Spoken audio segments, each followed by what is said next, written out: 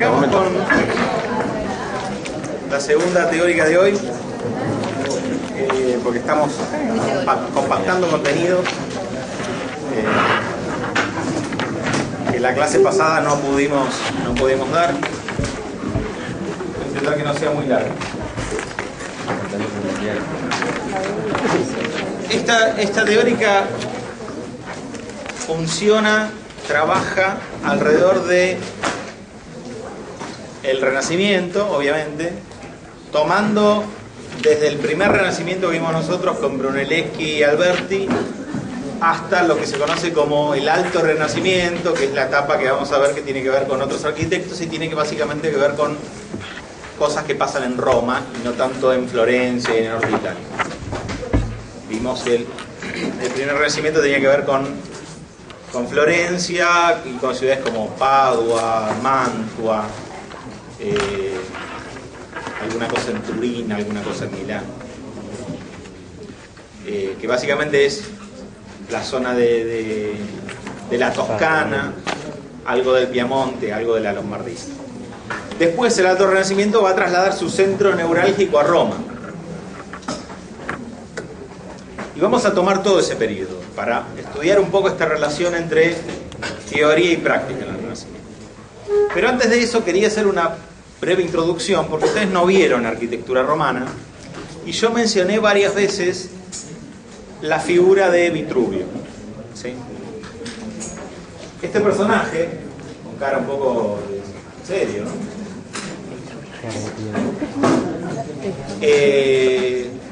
Este personaje es el señor Vitruvio, Marco Vitruvio Polión. Es un arquitecto que escribe estos libros, que son 10 libros sobre la arquitectura. No es un solo libro, son 10 libros sobre la arquitectura. Se considera que obviamente, igual que estos libros de Vitruvio, había otros libros de otros arquitectos, de otros artistas, de otros ingenieros. Piensen que igual en Roma esto no estaba tan diferenciado, estas profesiones. Pero él se autodefine como arquitecto. Probablemente había otros escritos, incluso anteriores, pero lo cierto es que este es el más importante de todos los que se conservan, ¿sí? Por la extensión, por la profundidad, por la cantidad de temas que toca, por el rigor con el que toca los temas, y además va a ser el referente fundamental para todos los teóricos y tratadistas que van a venir a continuación en el Renacimiento, en el Manierismo y en el Barroco. Todos van a volver a Vitruvio para mirar, para leer a Vitruvio. La otra cosa importante es que al mismo tiempo que Alberti está escribiendo su libro sobre arquitectura, el de Reedificatoria, están habiendo reediciones del Vitruvio, ¿sí? Esto quiere decir que había algunos manuscritos antiguos que se vuelven a transcribir y se vuelven a reeditar para que estén más disponibles para la gente que les interese, ¿no? El libro de Vitruvio, así como el primer libro de Alberti, no tiene ninguna imagen. Son libros sin ilustrar, ¿no? Son solo de texto. Durante los años siguientes, y sobre todo entrando ya más a la época del manierismo, que la vamos a ver la clase que viene con Marcelo, empiezan a aparecer reediciones del Vitruvio y también del de Reedificatoria, pero sobre todo del Vitruvio, ilustradas, donde hay arquitectos y artistas que se ocupan de armar, de generar los dibujos que van a acompañar ese texto. Eso es importante porque el texto no llega tan fácilmente a todo el mundo como los dibujos, ¿sí? No había tanta gente alfabetizada, los textos estaban en latín, no era tan difícil, o sea, no era tan fácil llegar al latín como lengua, ¿sí? Aunque uno supiera leer, no todos sabían leer latín. Entonces piensen que las imágenes eran muy importantes y fueron muy importantes a lo largo de esta primera historia de la arquitectura y todo lo que viene a continuación. Decía, Vitruvio escribe estos libros, estos 10 libros sobre la arquitectura, que se llaman sobre la arquitectura, ahí lo ven, ¿no? Marco Vitruvio Polión, de Arquitectura Libri Decem, ¿no? Son los 10 libros de la arquitectura. Esto es una edición veneciana, del manierismo más o menos. Es un libro que Vitruvio escribe alrededor del siglo I, o sea, en un momento importante de la historia del Imperio Romano, ¿sí? Es más, el libro se lo dedica a Marco Aurelio en la introducción, ¿no? Se lo dedica al emperador, bueno, y todo, se lo entrega al emperador, el libro, todo eso. El libro es un libro muy interesante y quiero que revisemos brevemente de qué se tratan estos 10 libros. Yo digo el libro, pero en realidad son 10 libros. ¿De qué se tratan? Bueno, se tratan de todo lo que tiene que saber un arquitecto, básicamente, ¿no? Él hace un compendio y una explicación de todo lo que tiene que saber un arquitecto. Por lo tanto, lo que tenemos que entender es que, a pesar de que nosotros venimos hablando de Brunelleschi como el primer arquitecto, y que eso obviamente tiene que ver con algunas condiciones de producción de la arquitectura, de algunas condiciones del arquitecto puesto en el rol de proyectista, la arquitectura como disciplina y el arquitecto como profesional ya existían hacía mucho tiempo, ¿sí? ¿De qué ¿Puedo se hacer una trata? consulta, Sí. Rodrigo? Los libros originales entonces no tienen ilustraciones, las No. ilustraciones se realizan durante el Renacimiento. Los libros originales son solo texto. Bien. Incluso el de Alberti, el de Reedificatoria, también es solo texto. Solo texto. Recién en el manierismo, alrededor de 1500, empiezan a aparecer los libros ilustrados, que vienen a coincidir bastante la aparición de los libros ilustrados con la popularización de la imprenta, Claro, con la posibilidad de imprimir libros, con tipos móviles y, bueno, y con grabados y ese tipo de cosas, con reproducir a partir de la imprenta algo que si no había que hacerlo a mano, ¿sí? Una cosa es copiar el texto a mano, otra cosa es copiar los dibujos a mano. Este es el índice. Yo, para hacer una revisión rápida, me pareció interesante. Este es el índice, están los 10 libros, ¿no? Después lo vamos a ver. Este es el índice de los 10 libros. El libro primero tiene la arquitectura y los arquitectos, explica qué es la arquitectura y los arquitectos, de qué elementos consta la arquitectura, las partes de la arquitectura, la salubridad de los elementos, la construcción de murallas y torres, la división de las obras en el interior de las murallas y los lugares para edificios de uso común. Fíjense que acá ya empieza a mezclar urbanismo, fortificación, ¿no? Ya es un poco de todo. Digo, ya es medio ingeniero el arquitecto. En el libro segundo tiene las comunidades primitivas y el origen de los edificios. Ya él está hablando acá de historia, del origen de los edificios, ¿no? Construye un origen mítico de dónde vienen los edificios en las comunidades primitivas. ¿De qué elementos consta la arquitectura? Las partes de la arquitectura, de nuevo, la arena, la cal, el polvo de pusol, las canteras y la madera. Y entonces acá empieza a hablar también de los materiales, de cada uno de los materiales, las características, de dónde se sacan, dónde está la cantera que tiene la mejor piedra pómez, dónde está la cantera que tiene el mejor mármol. Entonces, en el libro tercero habla de el origen de las medidas del templo. También es una construcción mítica de dónde vienen las medidas del templo. Esta cosa que yo les hablaba de la simetría, del diámetro de la columna, de la relación que el diámetro de la columna tiene con cada uno de los órdenes. Él construye un origen mítico también de esto. Pues digo, él construye. Esto es importante aclararlo. No lo hace él, la construcción, sino que lo que hace es rescatar una historia oral, algo que se venía contando sobre de dónde vienen las cosas. Y él lo rescata y lo escribe, ¿no? No es que él construye una ficción. La estructura de los templos, las clases de templos, los cimientos de los templos, y después tiene el orden jónico, el orden corintio, los adornos de las columnas, el orden dórico, la distribución de las chelas y los pronaos. O sea, tiene un subcapítulo dedicado a cada orden, donde explica cómo es cada orden, cuáles son las relaciones proporcionales que cada parte del orden tiene con otras partes, todo, la lógica del orden, la simbología del orden, todo está explicado ahí, ¿sí? Entonces, cuando los arquitectos del Renacimiento toman esto, lo leen a Vitruvio. Vitruvio se conocía también en la Edad Media, no es un descubrimiento de los arquitectos del Renacimiento. Lo que pasa es que acá toma otro sentido. En la Edad Media lo estudian como estudian cualquier otra cosa. Pero acá empieza a tomar otro sentido porque ellos están buscando recuperar eso. En el libro quinto, él habla del foro y de las basílicas, el erario, la cárcel y la curia, la ubicación del teatro, la armonía, los vasos del teatro, el trazado del teatro, aparece la noción de trazado también, los teatros griegos, la acústica, los paseos detrás del teatro, los baños, las palestras, los puertos y los astilleros. Acá tenemos una serie de cuestiones tipológicas sobre los distintos tipos de teatro, el teatro romano y el teatro griego, que eran distintos, cómo son, cómo se hacen los trazados, cuestiones de acústica de los teatros, cuestiones que tienen que ver con los foros, con las basílicas, que tienen que ver justamente con cuestiones tipológicas, pero también cuestiones muy técnicas como los puertos y los astilleros. Un arquitecto también tenía que saber diseñar puertos y astilleros.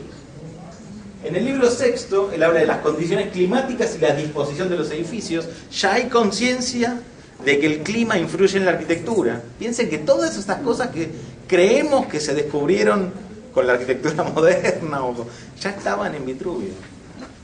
Las proporciones de los edificios, los atrios, los aspectos pertinentes de las distintas salas, la disposición más conveniente de las casas según la categoría social de las personas, las casas de campo, las casas griegas.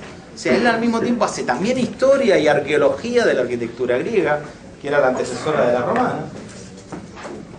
En el libro sexto habla de los pavimentos, la preparación del enlucido, que es el revoque, o el estuco, el enlucido en lugares húmedos, la pintura en las paredes, los frescos, que explicó Euge, la preparación del mármol, los colores naturales, el miño y el azogue, la preparación del miño, el color negro, el azul y el amarillo, el abayal del cardenillo y las arancas, son nominaciones de pigmentos para conseguir determinados colores, el púrpura y los colores artificiales.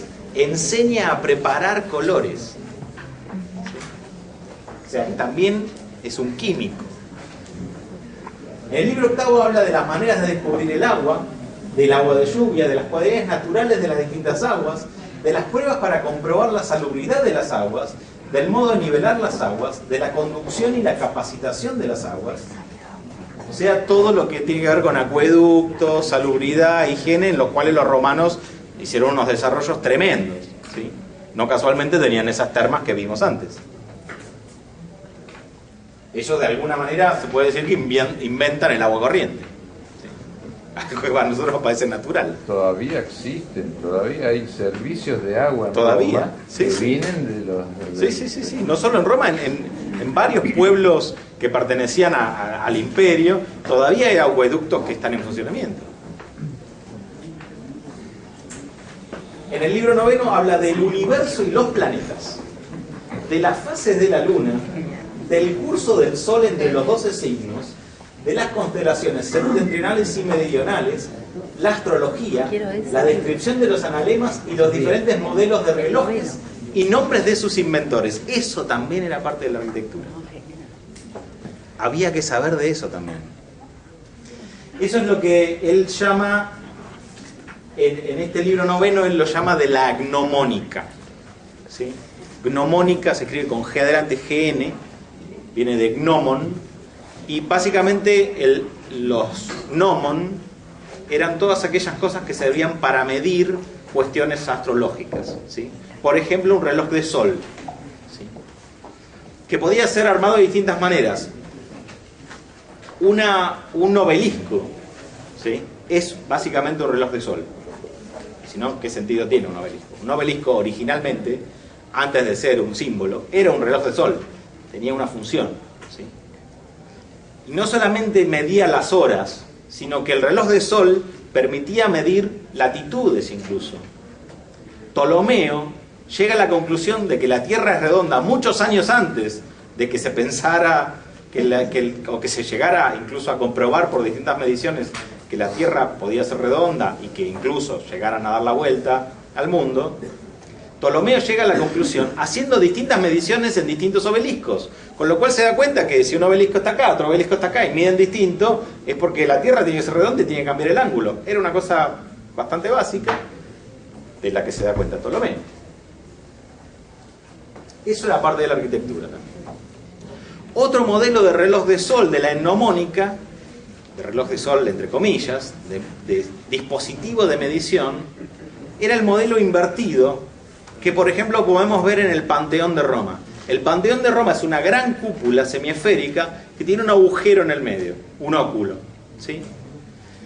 Cuando la luz entra por el óculo, la luz sobre el piso va señalando distintos lugares en el piso. Eso también es un dispositivo de medición.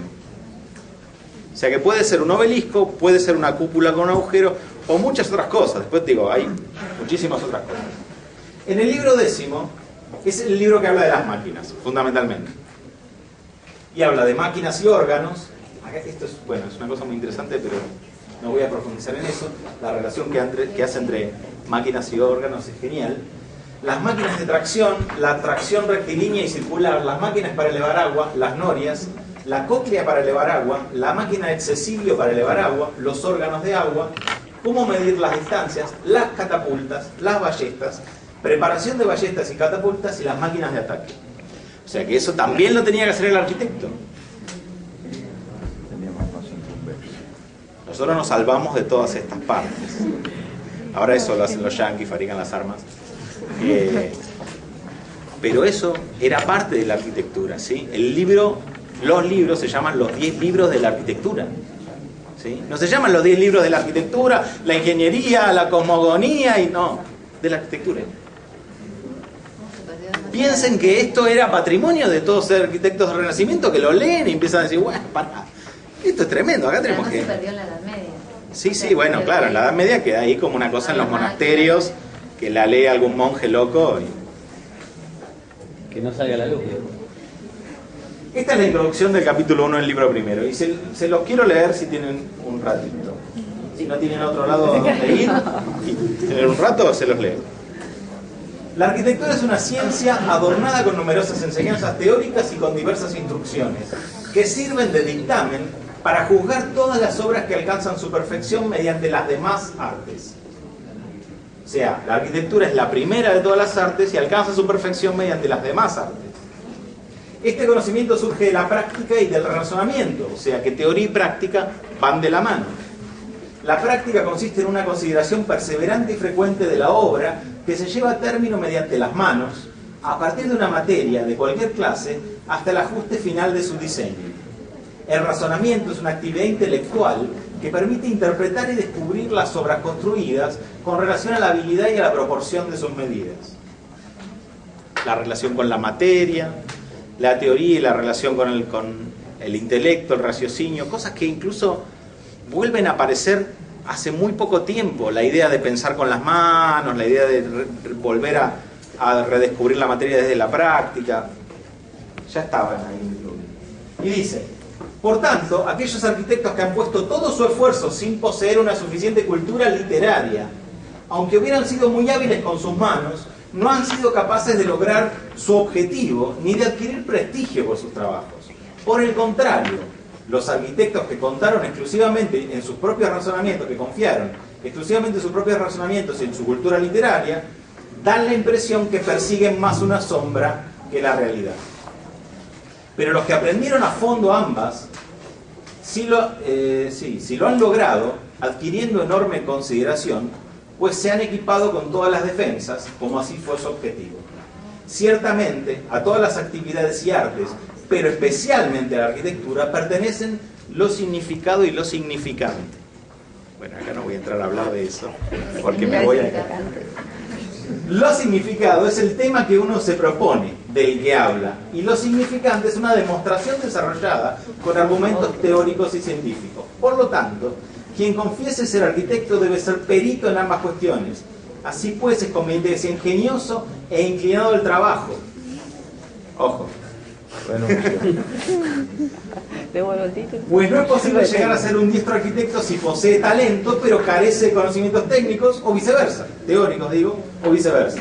Conviene que sea instruido, hábil en el dibujo, competente en geometría, lector atento de los filósofos, entendido en el arte de la música, documentado en medicina, ilustrado en jurisprudencia, perito en astrología y en los movimientos del cosmos.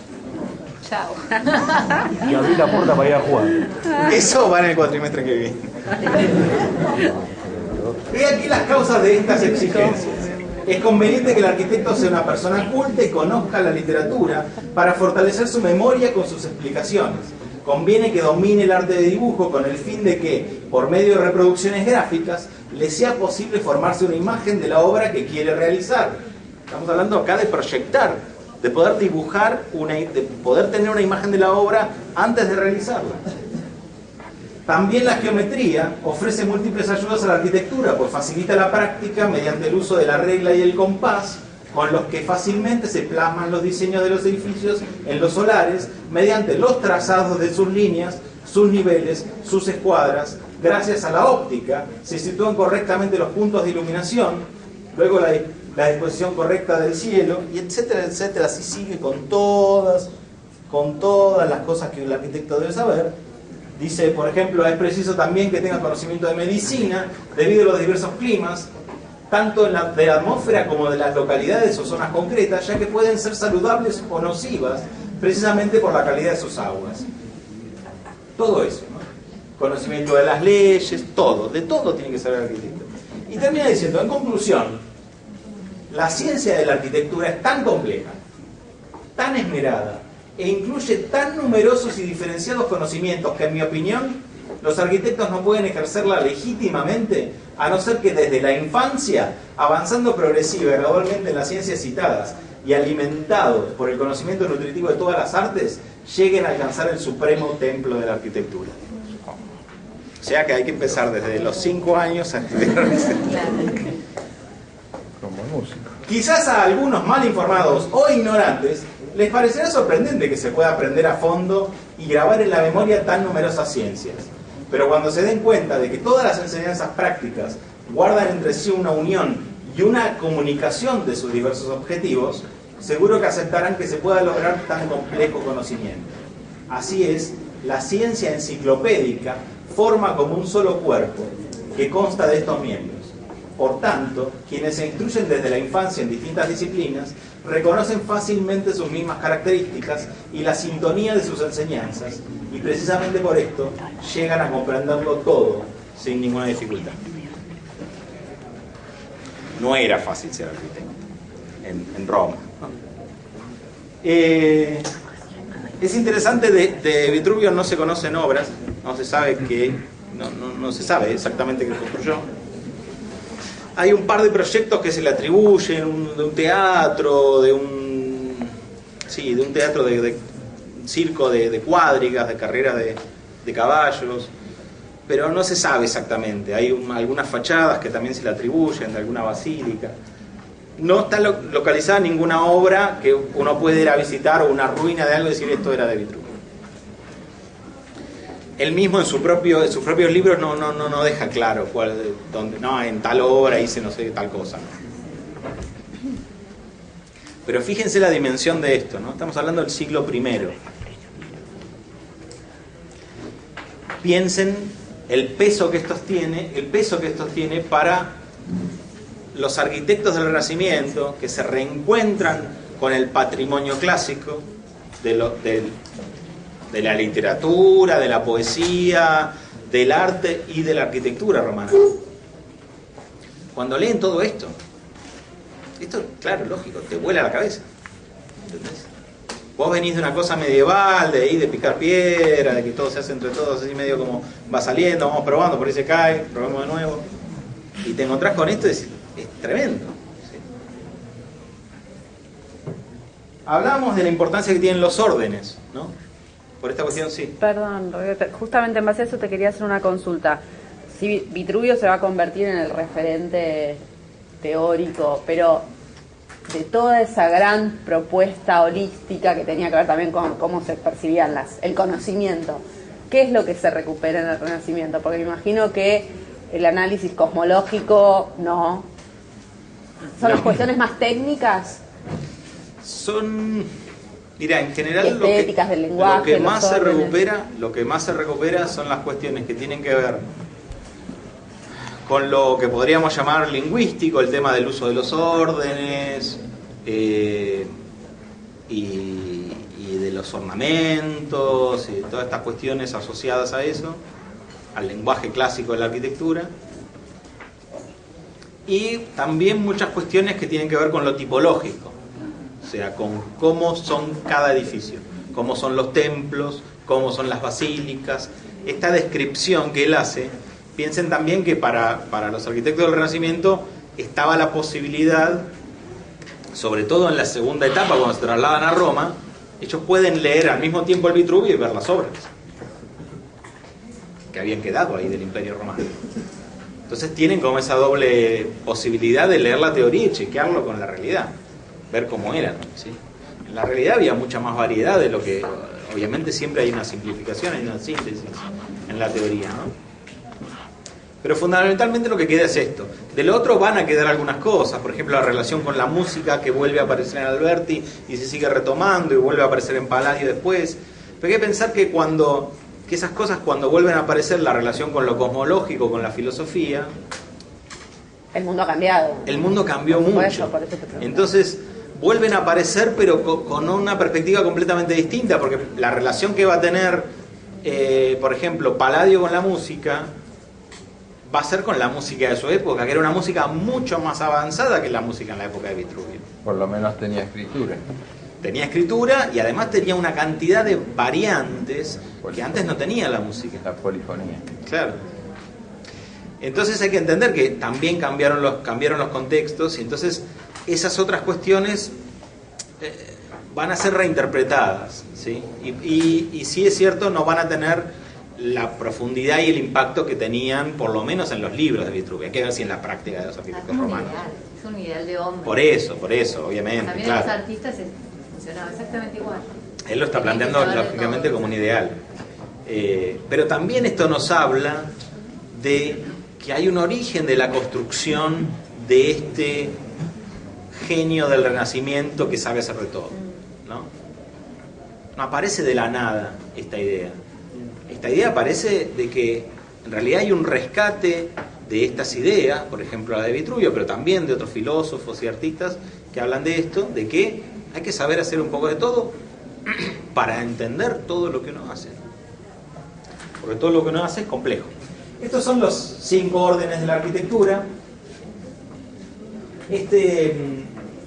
Esta lámina está sacada de un libro de un arquitecto del manierismo que se llama Vignola, Jacopo Barozzi da Vignola, que ya por ahí vamos a ver en la clase que viene con Marcelo alguna cosa, porque va a ser como teórico y como arquitecto va a ser muy importante en los dos aspectos.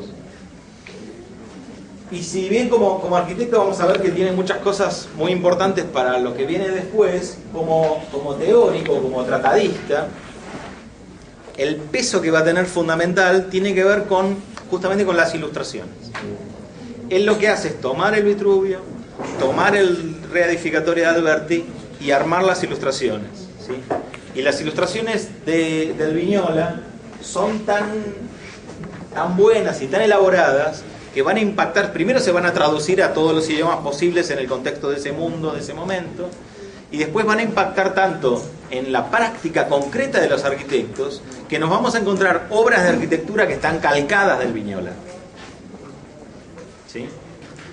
Porque no es lo mismo que un arquitecto le digan, le cuenten, la columna tiene que ser así, tiene que tener tal proporción, relacionarse con el entablamento, con el intercolumnio de tal manera, que le den un dibujo. Al arquitecto le dan un dibujo y dice, bueno, lo copio de acá. ¿Sí? Entonces el Vignola va a ser muy importante. Y este libro es básicamente un libro que se llama, en resumidas palabras, cómo usar los 5 órdenes de la arquitectura. Es un manual de uso de los 5 órdenes de la arquitectura.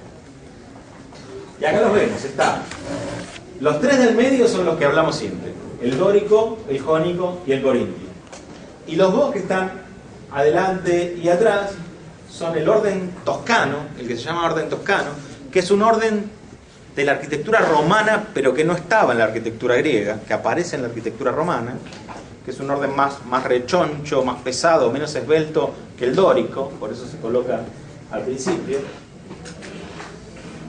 Y el del final es el orden compuesto, que es un orden que, como pueden ver, mezcla el jónico y el corintio. Tiene las hojas de acanto, características del corintio, y las volutas, características del jónico. Ese orden compuesto, sí, un segundo.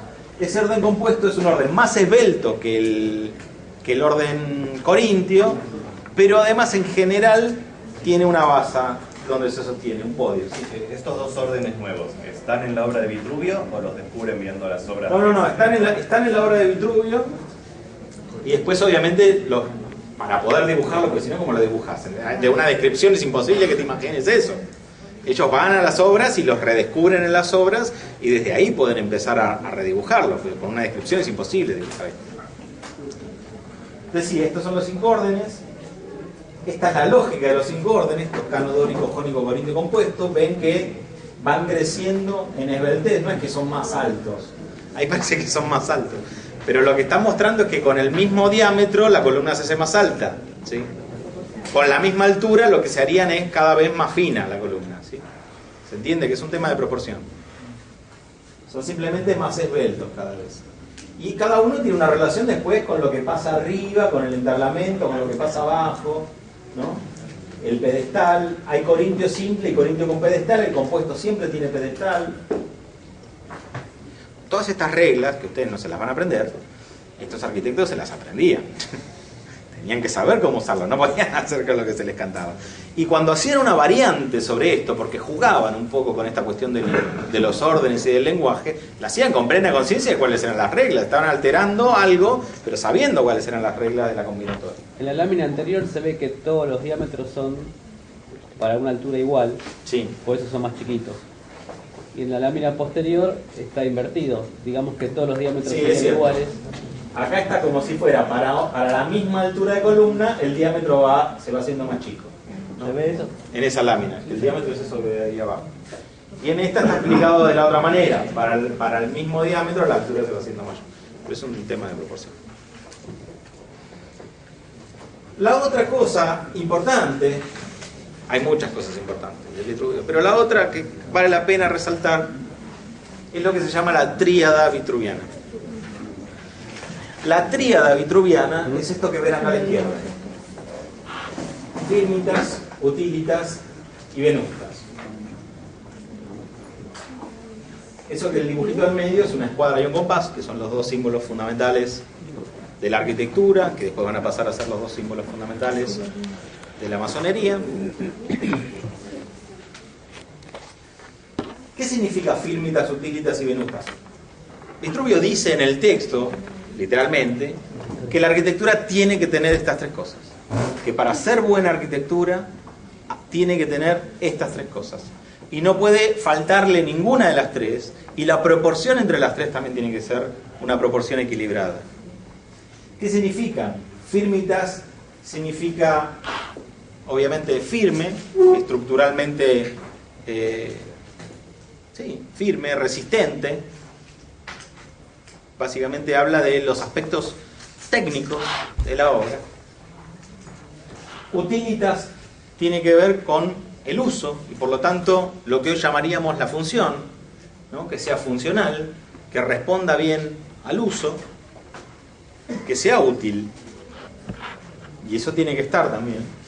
Y venustas tiene que ver con la belleza, se relaciona con Venus, bueno, no importa, tiene que ver con la idea de belleza. El edificio también tiene que ser bello, no basta con que sea un edificio útil y técnicamente bien resuelto, además tiene que ser bello, si no, no es arquitectura. Esto lo dice Vitruvio. Muchos años después nos encontramos con definiciones del buen diseño, diciendo que el buen diseño tiene que ser el cruce entre lo útil, lo durable y lo bello. Un invento, algo que descubrió alguien hace un par de años, que no había leído Vitruvio. Porque Vitruvio ya lo había dicho, ¿no? Es lo mismo, es exactamente lo mismo. Esos criterios de cuál es el buen diseño, o en este caso cuál es la buena arquitectura, tuvieron tal impacto sobre la arquitectura y sobre todos los diseños que se fueron de alguna manera desgajando de la arquitectura o asociando a la arquitectura, que hoy en día siguen siendo un patrón fundamental para juzgar qué es buen diseño o qué no lo es. Ahora sí, pasamos a lo que es la teórica sobre el Renacimiento, y de lo que yo les quiero hablar es de justamente esta relación entre teoría y práctica, y por eso me parece importante hacer la introducción de Vitruvio. La teoría y la práctica van a tener una relación compleja durante el Renacimiento. ¿Por qué? Porque vamos a pasar de lo que podría considerarse la pura práctica en el gótico, ¿no? La pura práctica de los canteros y de los maestros medievales, a un contexto donde la teoría va a pesar mucho, ¿sí? Va a ser muy importante la teoría. Hay